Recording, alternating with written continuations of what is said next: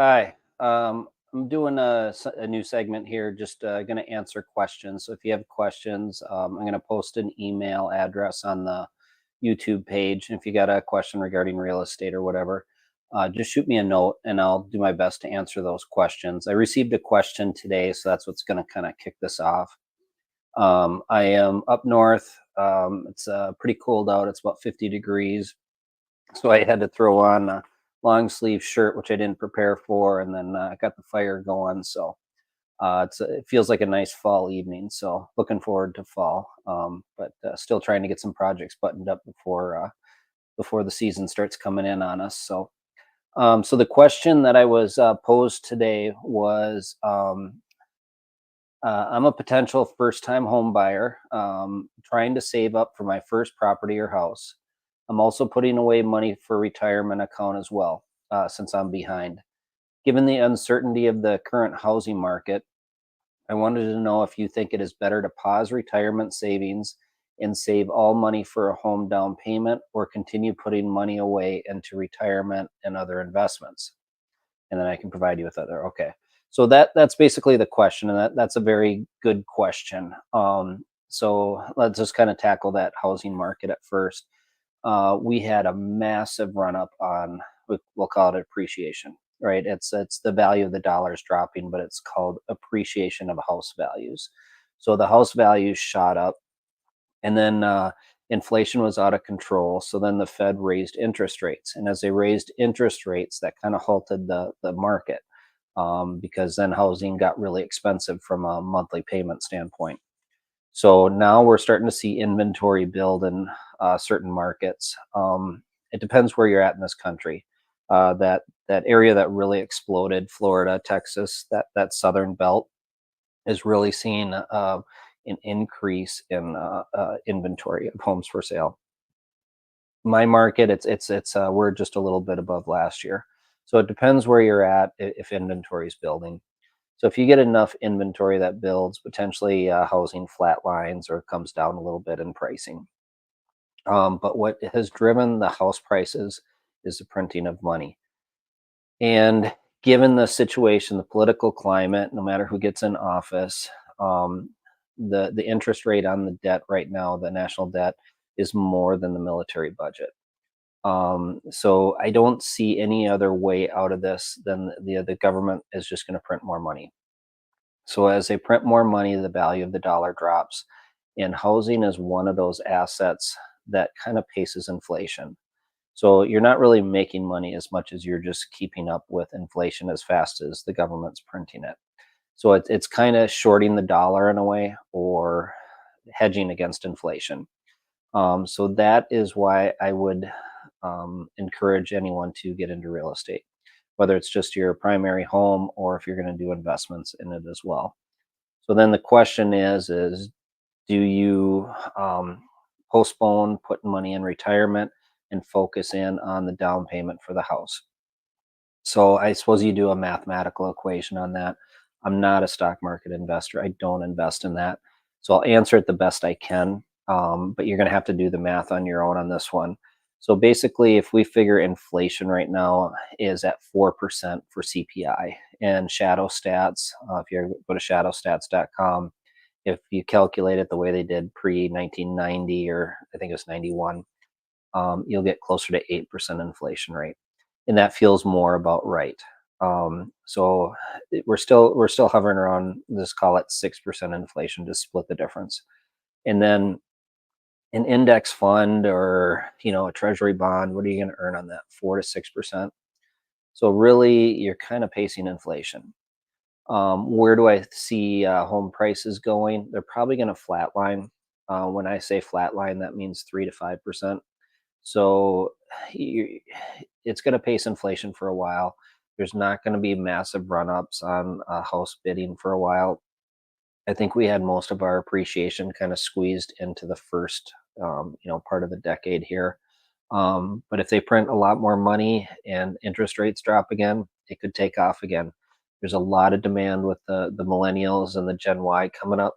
Those are big populations. The boomers are smaller than them. So there's a higher demand from the millennials and Gen Y for more housing than we have stock for. Um, and the boomers aren't going to die off fast enough. Plus, we have a lot of immigration coming in to absorb that extra inventory. So I don't see house values dropping. There may be a short-term dip there, and you'll never be able to time the market. So try to get in there and look at it as if you can find a house, and if it's cheaper than rent or equal to rent, rent is going to go up over time. It has to. Taxes go up, which they would on your house, and homeowners insurance goes up on a house. So the landlord is going to pass that off to you. So the nice thing about getting into a house is you do lock that payment in, apart from the insurance and the taxes. So with that being said, yeah, I would definitely lean towards getting a house. So if you want to do the math on that, that's kind of where I started down that road before I got lost. Is let's say you have easy math. Okay, now you're gonna make me do this in my head. $10,000, right? You're gonna put $10,000 as a down payment towards a house, and say that's what 3% of a $300,000 house or whatever plus closing costs. So right, easy math, $10,000, $300,000 house, or $10,000 into like an index fund or stock, treasury. You're gonna earn easy math 5%. So what is that? I can't even do that in my head. $500. Let me grab the calculator here. How embarrassing! It's late at night here. So 10,000 bucks times 5%. Okay, so now you have $500 that you earned on it in the first year. Now you have compounding interest, and that's the power of investing. So 10,500 next year. Now, if you took that $10,000 and you put it into real estate, and I had mentioned earlier, I think real estate's going to do 3 to 5%. Okay, so you don't take 10,000 times 3 to 5%. So let's just easy math. That's $500. You take 300,000 times 5%. You leveraged that 10,000. So now you have 300,000 times 5%. Now you've earned $15,000 on that $10,000 investment. That's the power of real estate. That's the power of real estate investing. So this is just your primary residence. So you take that $10,000 and you've earned $15,000 on your first year just on inflation. You've paced inflation, where you've only earned $500 in the stock market because you only earned off the 10,000, not off the 300,000. So that's why I would go towards putting it into your house. Now, the real question is you may be able to do both. Have your cake and eat it too. So if you were to look at, there's a program out there, and I'm not a legal accountant, so be careful. These laws may change, so you do have to talk to, like, find a mortgage broker in your area. Mortgage brokers work with these programs all the time. They know what's allowed, what's not allowed. The IRS keeps changing rules. So with that being said, there was a rule, and I still believe it's in existence, that on your Roth IRA, you can take out $10,000 as a first time home buyer to use that towards buying your house.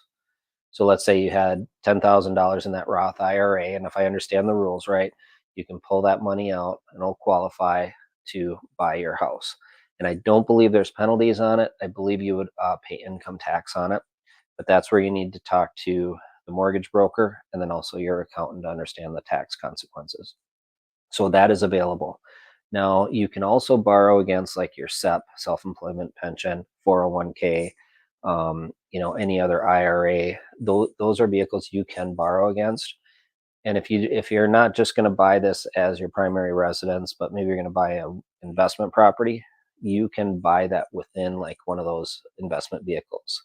So like you could take an IRA, self-directed IRA, take that money out of that IRA and buy a rental property, buy an investment property, and then you're going to be under the tax laws of that IRA. No, I don't. A lot of people like to do that. I don't, because I think there's too many tax benefits just in real estate itself, and you give those up to invest within that IRA. That's the world they know and understand, and I don't understand that world. I only know real estate and construction. So yes, you can leverage what you've already put into retirement to get into real estate. Um, And then the other thing you can do is you can do a USDA loan. There's a zero down program, and that's a rural development loan. So if you can get on the outskirts of an urban area, and there's a map on the USDA website, so just Google USDA rural development loan and then click around there. It'll give you a map of the United States. Zoom in on the area you want to go to and find where that line is and see if you can find any housing that's going to be in that area. So once you're in that area, then you have your income has to be, I think it's less than 15% of the median income for the area. And then you have some credit qualifications and income guidelines like you would on any other mortgage. But that would allow you to get in with zero down payment. So then you can still invest like you were planning to and get into your house with zero down. You'll need some closing costs and stuff, but I would look into that first, and try to make that dollar go as fast as or as far as you can.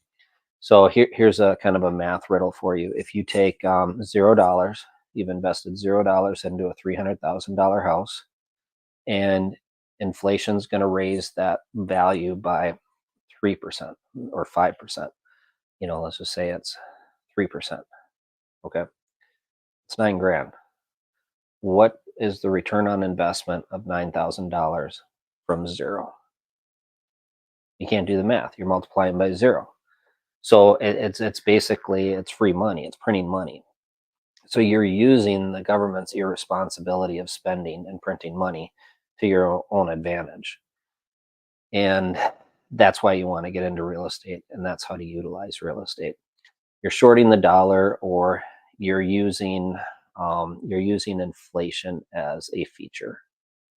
Um, so so that's one way to go on that. The other thing you can look into is if those rural areas don't work for you. Most states and municipalities will have some sort of grants or local, first-time home buyer money. Your mortgage broker that you contact will know about those and can look into them. So, and you can also kind of look online and start searching for those. But usually, states and local municipalities really want to see first-time home buyers get in there. They want young families, they want young workers to come into their community and grow the community. So they really encourage first-time home buyers. A lot of programs set up to make it easy. FHA is a great program. Even the conventional mortgages, which used to always be 20% down, are only 3% down now in some cases. A lot of cases it's 5% down. And you have a little more. If you have good credit, you go conventional because then you don't have mortgage insurance. If your credit's a little bit on the edge or your income to debt ratio is a little off, FHA is a little more lenient, and you can go with a little lower down payment, but you have mortgage insurance on it. Pros and cons. The one Now, if you get into there's two thoughts here, so let me finish the first thought. Is if you take some of these ideas, not you can't combine them all, but some of these, a mix of them will work for you. And let's just say you can get into 3% down or a zero down program, and you get into the house. You've locked in that payment for 30 years. It's a fixed rate loan for 30 years. Don't go with an adjustable rate mortgage. You want a fixed rate loan. If rates do come down substantially, you can refinance, but just lock it in because rates could go a lot higher with the amount of inflation that we could be facing. So lock it in for 30 years would be my advice. And then your payment's locked in. Now, the only thing that's going to go up are insurance and property taxes, but that's going to hit you if you're a renter. And then the other thing that hits you is that rent keeps going up if you're a renter. It's just going to happen. You don't lock in against inflation. So that's why you would want to do it. And then you want a house hack if you can. I didn't. I had a good friend who did. He lived in a basement for most of his life. It paid off really well for him. But he bought a duplex. I sold him a duplex years ago. We became good friends. And he finished off a third apartment in the basement, and he lived down there. And he saved a lot of money, and that allowed him to pursue his entrepreneurial goals. And chased after cunning plans and pipe dreams. And, he and I did a lot of that together. Um, but that gives you a lot of flexibility if you can get some renters to offset some of that rent. Right now in my market, those duplexes are just, they don't make sense financially. There's so many people after them, they bid them up. A lot of people don't follow the numbers and they just, oh, it's a duplex, it's going to make money, and they'll pay any price for it. So you really got to run the numbers on that. If you have questions on running the numbers, I can help you with that. Um, but House Hack's a way to reduce your living expense, and then you can, then once you get that your house payment, your living expenses down by house hacking, then you can put more money into your retirement planning. Now, after you see the power of that money, does that make more sense to you to put it into index funds and stock market and SEPs, Roth IRAs, whatever? Or do you see the power in leveraging that investment into real estate? It's not as liquid. There's pros and cons to real estate. It's not totally passive. It is a full contact sport. But when you leverage that money and earn off of the leveraged amount versus just the actual cash investment, and when the government's going to continue to print money and this is historically going to pace inflation, it's a pretty safe bet. Most millionaires in the United States made their money off of real estate. So one of the richest men I know, he ran a business, he had car dealerships. And he says, yep, I made my money on real estate, not the car business. The car business paid for the real estate. McDonald's, another story just like that. They didn't make their money off of hamburgers. They made it off of the real estate. So that's the power. And I hope that helps you out. If you got further questions, I'd be glad to answer them. And, thanks for asking the question. Glad I could help. The sooner you buy, the better off you're going to be. When I started in real estate, I was pretty young. I was like 22, 23. And, I'm trying to learn the business and, spike, spike, that little dog yipping around all excited. Anyhow, there was a coffee mug, an old agent, a wise old owl, right? She's just, I don't know, she probably today should be 120. She's passed away, but super wise old woman or whatever, and hobbling around the office. And her coffee mug said, real estate is like sex. Get lots of it while you're young. So with that, I'll sign off. If you got further questions, let me know. Talk to you later. Thanks.